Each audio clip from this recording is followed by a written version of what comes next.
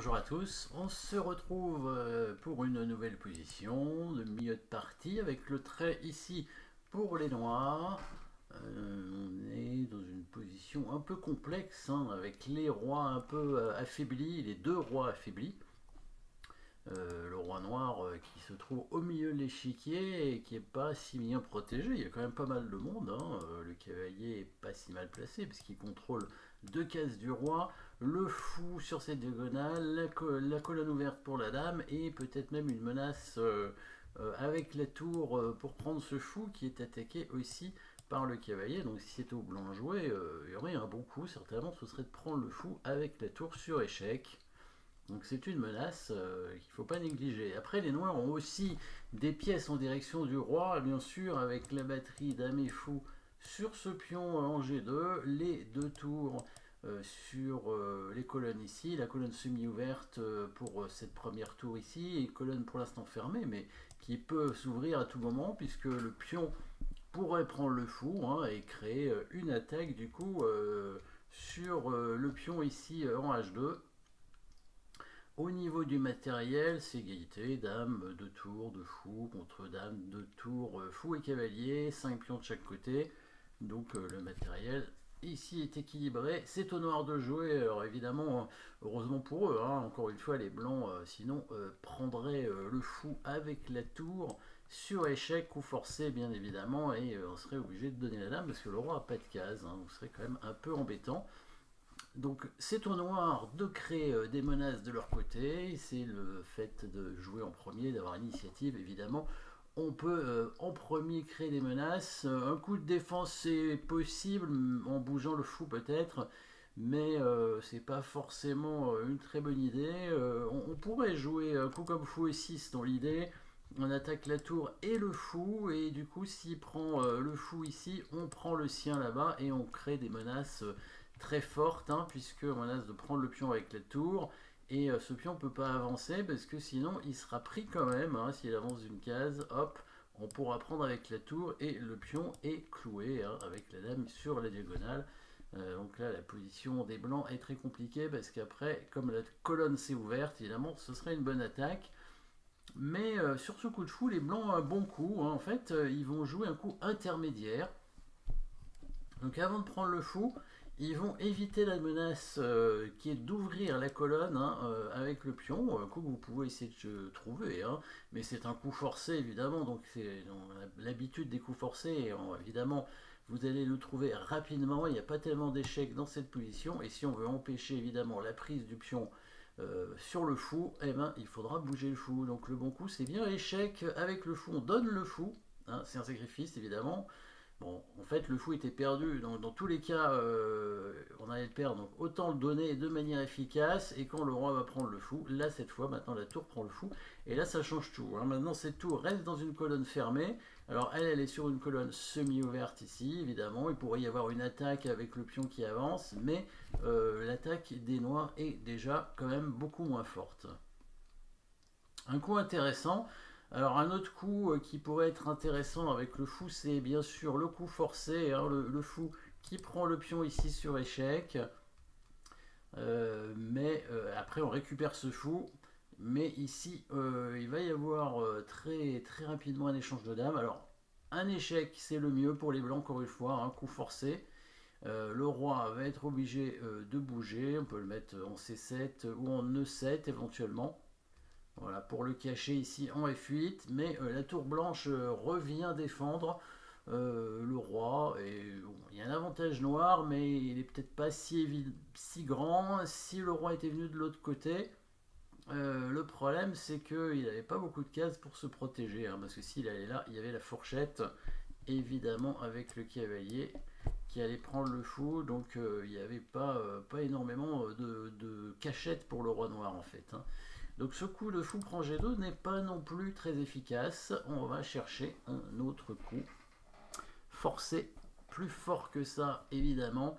La menace est toujours là, tour prend fou. Mais on va créer une menace de notre côté et vous avez certainement vu le coup forcé que l'on va faire puisque on va menacer mat en quelques coups. Alors c'est pas un mat en un coup, mais c'est un mat en plusieurs coups avec des échecs évidemment et Et c'est ce qui nous permet, bien sûr, à l'aide des coups forcés, de le mater. Voilà, on a bien compris qu'il fallait ouvrir la colonne de la tour pour qu'on puisse l'attaquer. Évidemment, si on prend le fou, la menace de mat, en quelques coups, ce serait de prendre le pion sur échec. Et quand le roi va bouger en G1, évidemment, il y a le fou qui arrive pour faire échec. Et il n'y a plus beaucoup de cases pour le roi. Et s'il vient cette fois en F1, et ben, la tour qui a pris le pion va pouvoir donner mat en H1. Donc ça, c'est la menace de mat en 3 coups des noirs. Et évidemment, si les blancs prennent le fou sur échec, parce qu'il faut qu'ils fassent un coup forcé, sinon bah, il y a le mat, et bien sûr. Alors en prenant du cavalier, est-ce qu'il y a un mat? Oui, il y a un mat, parce que même si le cavalier peut couvrir l'échec du fou, bien évidemment, vous avez vu la suite, on va de nouveau menacer mat. Voilà, même s'il peut évidemment couvrir l'échec ici avec son cavalier, on va évidemment menacer mat d'une autre façon, et là ça risque d'être très difficile à parer. Voilà, on va amener bien sûr la deuxième tour sur la colonne et menacer le mat ici qui est pratiquement imparable, parce que même si Mélo il est imparable, parce que même s'il met sa tour au milieu, on pourra la prendre et il y aura toujours la menace de mat. Il n'y a rien à faire ici pour les blancs. Il n'y a pas d'échec, parce que si la tour vient en D5, on la prend, le cavalier est même cloué, il ne peut pas reprendre, etc. Donc du coup ici, bah, il prend de la tour, il fait échec, évidemment. Et là, coup forcé, bien évidemment, pour éviter qu'il puisse défendre tout simplement les menaces, et qu'il puisse contre-attaquer aussi, parce que le roi noir finalement n'est pas si bien protégé. Eh ben, on n'hésite pas, évidemment, à donner la dame, bien sûr, pour ensuite, il est obligé de prendre quand même, pour ensuite faire notre menace. Alors là cette fois, on peut faire ça, tour H8, c'est un bon coup. Évidemment, avec la menace de mat presque imparable. En fait, il a un coup de défense, mais bon, on va dire que c'est pas vraiment... c'est seul coup. Dame 8 échec pour, en fait, permettre à son roi de s'enfuir en F1. Voilà, si on prend là, il peut éventuellement prendre ce fou sur échec. Et après, il faudra qu'il s'enfuit avec le roi, mais il va perdre la tour grâce à cet échec qui va prendre la tour. Peut-être que c'était mieux pour lui de faire échec avec la tour, mais dans tous les cas, il y a la menace de mat, et bon, là, il a quand même une tour de moins, et puis il va la perdre probablement quand même, on va faire échec, et on va ramener la tour ici, etc. Donc là, on va gagner évidemment trop de matériel. Dans la partie, les noirs ont préféré faire l'échec ici. Du coup, le cavalier a couvert, mais seulement maintenant il met sa tour. De toute façon, c'est mat imparable. Là, c'est peut-être à la limite un peu mieux même, ça, puisque finalement là c'est vraiment mat.